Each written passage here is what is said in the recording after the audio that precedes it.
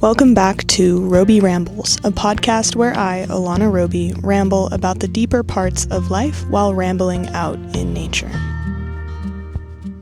Today I want to ramble specifically about how to find community while living on the road, specifically as a solo female traveler. Because this is a question that I get asked a lot, but I personally didn't really have an answer to it for the first 2 years that I was on the road. If you're new here, hey, my name is Alana, and I have been car camping around the USA in my Honda Accord car camper since May of 2022.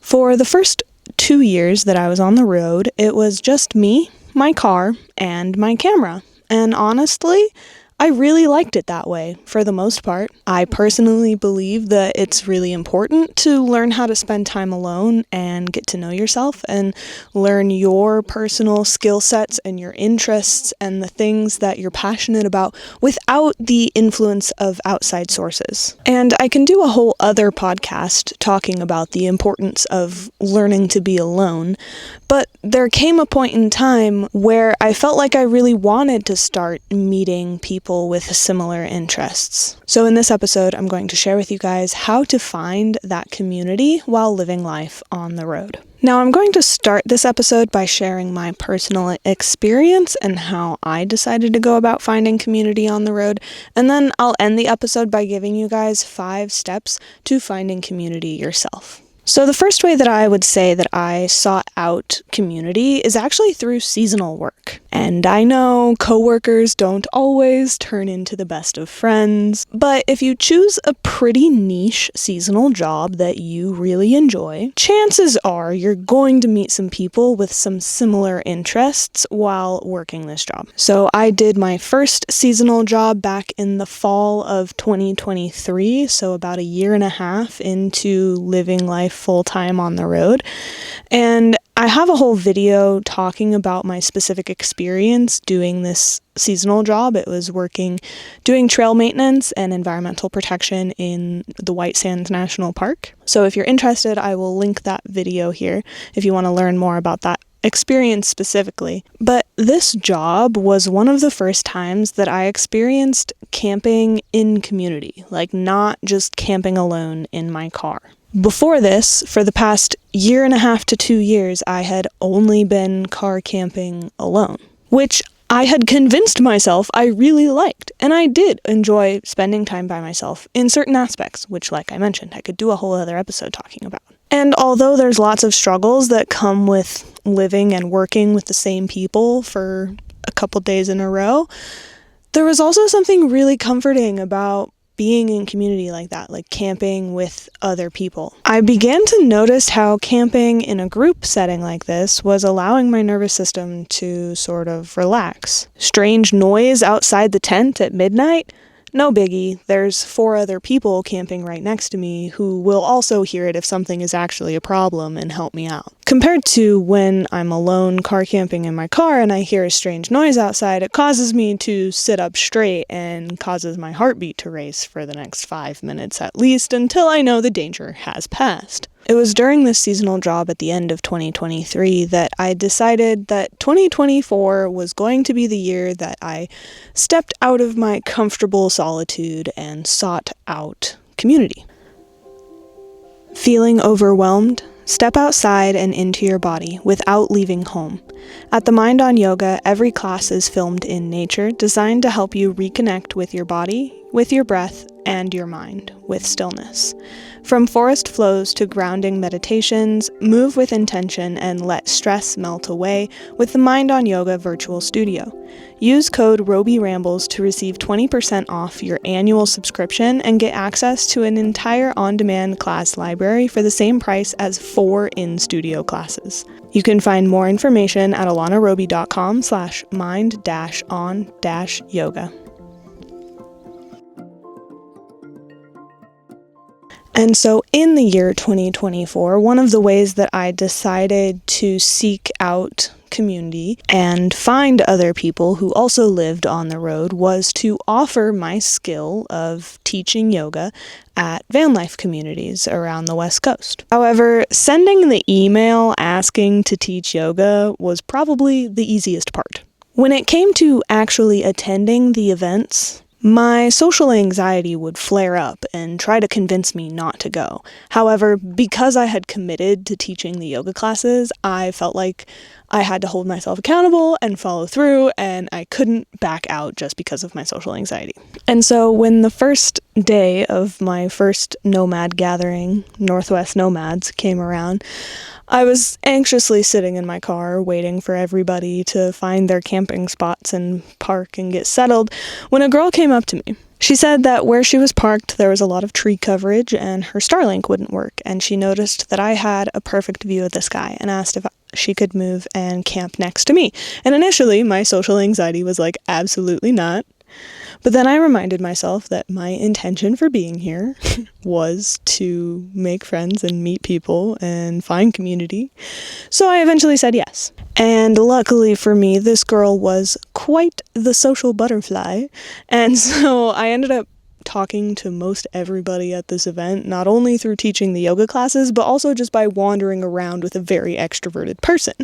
Pro tip. And then at the second Nomad gathering that I went to in January of 2025, I was also teaching the yoga. And there was a lot of familiar faces that I already knew from Northwest Nomads. And there was also a lot of new people who came up and introduced themselves, and I got to meet through that event as well. However, with both of these events, just because I met up and socialized with people and got along with them doesn't automatically mean that I have friends and community. And don't get me wrong, like those acquaintances and casual social interactions are also really important, but I think that true friendship and true community can only develop like after those first encounters. Like who texts who to hang out again? Who FaceTimes you randomly just to see how you're doing? Who do you feel safe enough to talk about like the real shit in life with? And vice versa. Like you gotta put yourself out there and then also see who continues to put that energy back into you. Another way I'm building a sense of community is by hosting outdoor yoga retreats. After finishing my seasonal job in 2023, I wanted to find a way to bring people together outside over shared skills and interests, and we hosted our first retreat in 2024. This year, Grounded Retreats is teaming up with Cedar Bloom Farm, the #1 hip camp in Oregon. Join us this October 2nd through the 5th, 2025, where we will be camping, practicing yoga, going for meditative walks, having group workshops, and so much more. My co-hosts are Emily from Do Yoga Outside, who will help me facilitate the yoga classes, and Emily Sedona over on Instagram, who will bring her sound healing instruments to play at the end of class. We will also have a massage therapist there to help you truly relax, and a photographer there to help capture the moment without you needing to leave the present moment. So if this sounds like something you are interested in, I will leave the sign-up link down in the description. The last day to sign up is September 17th, so you can use code Roby Rambles for 5% off your booking, and I hope to see you there. And if you want to receive emails about future retreats, click the link in the description and sign up for email updates. Now, if I had to give you a step-by-step guide as to how to find community on the road, it would go a little something like this. Number 1. Spend enough time alone so you can get to know your true interests and skill sets away from outside influences, but don't get stuck here. Number 2. Put yourself into group settings where you can explore your interests or skill sets. For example, cooking classes, pottery classes, booking club, climbing gyms, yoga classes, van life gatherings, etc. You can either Google these things in your area, join Facebook groups, do seasonal work, or attend Nomad gatherings and offer your skills. I know that might seem a little intimidating, but you don't just have to have a skill like yoga. I'll be honest, going to Northwest Nomads, you can literally do anything you want. Like, there were people doing hair braiding, there were people selling thrifted goods, there were people doing car repairs, there were people offering software engineering courses and like crash courses on how to do social media. And literally anything that you feel like you can teach other people in, you can come to these Nomad gatherings and offer that skill, because honestly, in my personal opinion, these Nomad gatherings are a place where everybody just shows up as they are, and everybody is open to receiving people as they are. And that's one of the things that I really love about these types of gatherings. Literally just type in van life gathering in Google, you can find them. But yeah, I would say don't be afraid to show up and offer something, because you are good at something. You have something to give this world. And so that's how you're able to meet people, is by showing up and offering what you're good at and meeting people who are willing to receive it and then going from there. Number 3, the way you carry yourself matters. If you're sitting around slouched over your phone with resting bitch face, anxiously ignoring people because you think nobody wants to be your friend, nobody will be your friend. However, if your body language is open and the energy you put out into the world is friendly, kind, and confident, you will seem more approachable and be better received by others. Number 4, receive the energy you put out. In other words, don't just sit back and wait for people to reach out to you. But also, don't continue reaching out to people who don't reciprocate your energy. Number 5, continue making the effort. Friendships don't happen overnight, and they don't last by coincidence. I think this is the part that most people struggle with when it comes to making friends, is actually maintaining the friendship and mutually caring for each other. If you want friends, act like it and continue to show up for them so that they continue showing up for you. So those are my 5 steps to finding community on the road. And what are my takeaways for you today? Although, in my opinion, solitude is an essential part to your journey living life on the road, you also need to be open to stepping out of your comfort zone and meeting other people. And there are lots of safe ways to do this, but if you are specifically living on the road and want to find more nomad friends, more camping friends, more traveling friends, I highly recommend looking into van life gatherings, nomad gatherings. Some off the top of my head are Descend on Bend, Northwest Nomads, Van Life Pride, Vansgiving.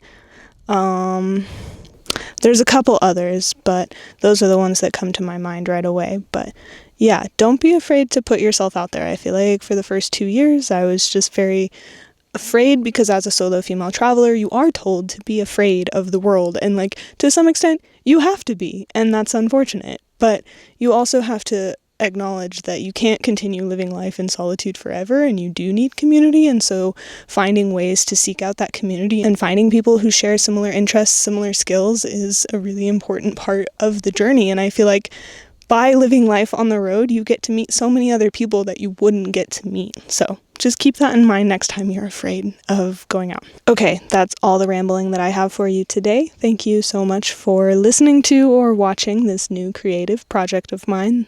This was episode 6, but if you notice, there may or may not have been a 2-month break in between episode 5 and episode 6. Don't worry, stay tuned. Next week I will have a video that explains a little bit more about where I've been. So if you're interested, make sure to subscribe down below and hit that notification bell so that you don't miss the next video. If you enjoyed this episode, please consider giving it a like or sharing it with someone that you know who might resonate with it.